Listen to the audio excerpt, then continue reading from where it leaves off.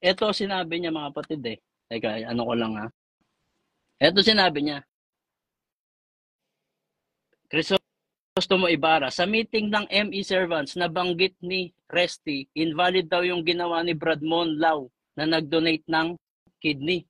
So yung pag-donate ko, pati pag-donate ko ng kidney, tinira nila. Personal na yun eh. Anong kinalaman noon doon? Tsaka, ano yun? Diyos ka ba? KNP, Resty, na umakyat sa langit, bumaba ulit, umakyat sa langit, kinausap ng Diyos, na sinabihan ka mismo ng Diyos, ang ginawa ni Brad Monlaw, invalid yan. Tapos pinababa ka ulit ng Diyos, ganon? Ganon po ba yun, mga kapatid? Naniniwala po ba kayo dyan, kayo mga MCGI? Naniniwala kayo kay KNP Resty? Na invalid yun? Sa akin naman, Brad Badong, hindi na ako naghahanap ng kapurihan.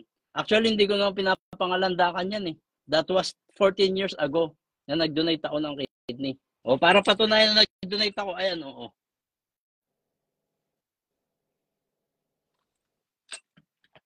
Ayan yung hiwa ko. Nag-donate ako sa kapatid. Sa akin naman, wala na akong pakialam, invalid or valid.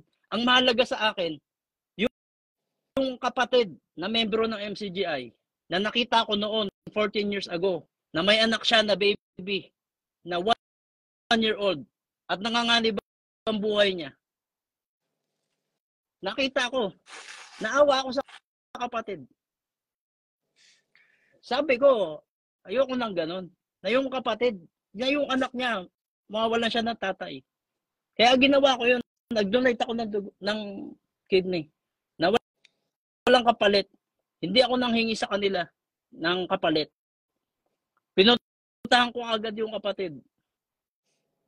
Pinipigilan pa nga ako ng mga KNP.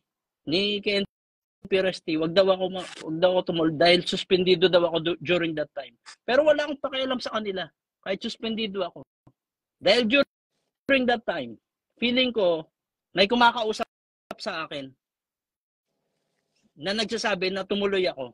Kaya wala akong pakialam sa kanila kung anong sabihin na wag kong ituloy yung pagdodonate. Dahil sa akin, mas may authority yung kausap ko na may nagsasabi sa akin na mag-donate ako. Yun ang mas may authority kaysa sa inyo. Hindi